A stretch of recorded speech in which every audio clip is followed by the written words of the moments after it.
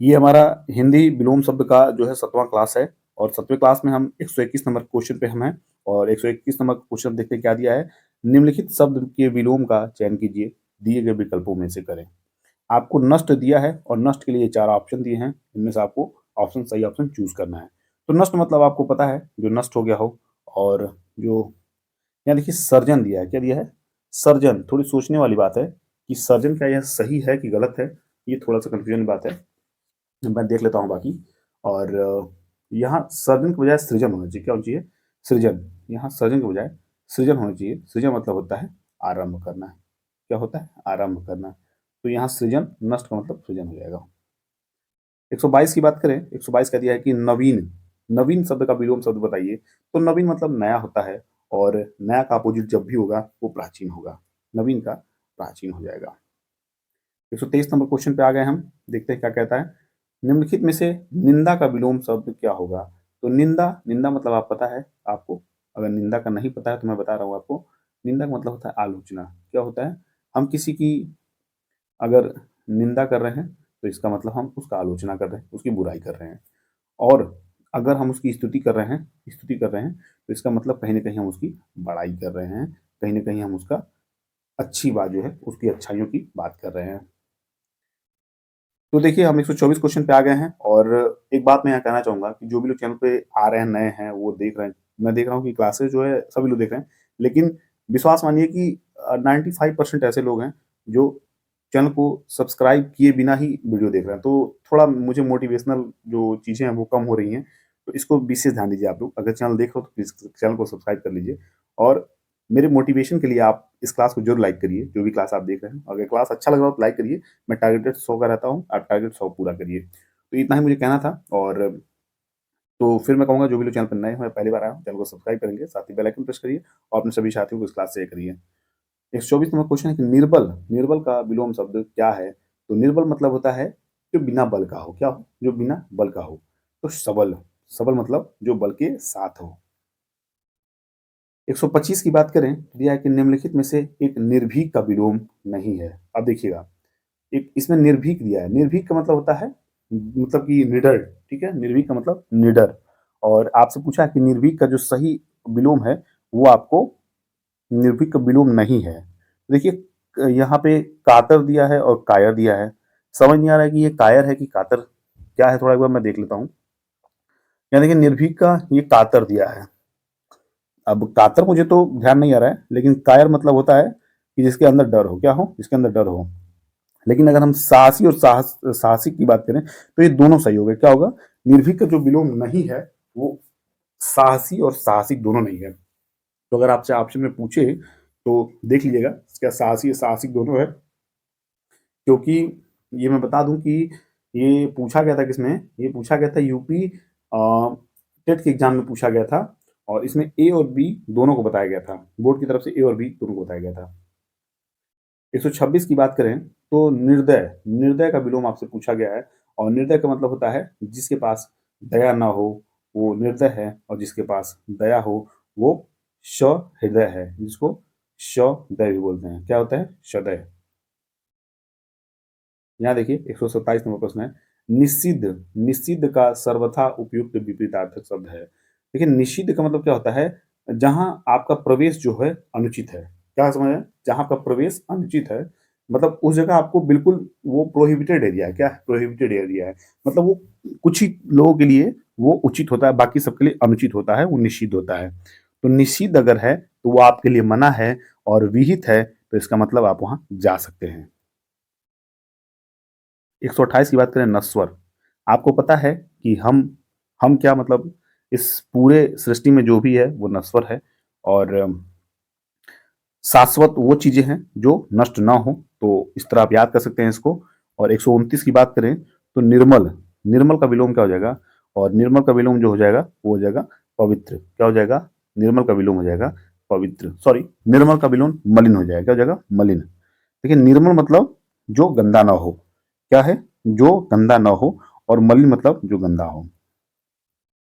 130 का मत आप देखिए न्यून, न्यून क्या दिया है? न्यून, न्यून मतलब कम। क्या है? मतलब कम और अधिक मतलब ज्यादा। क्या है? अधिक मतलब अधिक, आप समझ रहे हैं? तो न्यून का अपोजिट अधिक हो जाएगा। 131 की बात करेंगे, दिया है कि परिसीमन का विलोम। तो परिसीमन, परिसीमन तो होता है सीमित, क्या होता है परिसीमन तो सीमित, और यहाँ देखिए आप असीमन, असीमन का मतलब होता है असीमित, क्या हो गया असीमित। यहाँ देखिए आप 132, 132 का प्रफुल्ल आपसे पूछा है, प्रफुल्ल का विलोम शब्द क्या है? प्रफुल्ल का विलोम शब्द क्या है? तो प्रफुल्ल का मतलब होता है खिला हुआ, क्या होता है? प्रफुल्ल का मतलब हो गया खिला हुआ। आप प्रफुल्लित हैं तो आप खिले हुए हैं। लेकिन अगर बात करें इसमें से, तो ये ध्यान दीजिएगा कि इन चारों में से कोई नहीं है, क्या है? इन चारों में से कोई नहीं है, तो आपको ऑप्शन टिक करना पड़ेगा, इनमें से कोई नहीं, क्या हो जाएगा? इनमें से आपको कोई नहीं टिक करना पड़ेगा। और इसका जो सही विलोम होता है वो होता है म्लान, क्या होता है? म्लान। म्लान मतलब, यहाँ देखिए म्लान मतलब मैला, मैं पढ़ा हूँ, और बाकी मेरे हिसाब से थोड़ा ये जो शब्द है म्लान, ये मेरे सामने नया था, इसलिए थोड़ा कन्फ्यूजन है। बाकी इस चीज़ को अगर आप जानना चाहें तो आप गूगल कर सकते हैं। बाकी मेरे पास जो जानकारी थी वो मैं आपसे शेयर किया हूँ, इसको आप विशेष ध्यान दीजिएगा इस प्रश्न पे। 133 नंबर की बात करें तो प्रतिकूल, क्या है? प्रतिकूल का विलोम शब्द है। प्रतिकूल का विलोम शब्द क्या हो जाएगा? तो प्रतिकूल का मतलब ही होता है विपरीत, क्या होता है? विपरीत, यानी कि अपोजिट।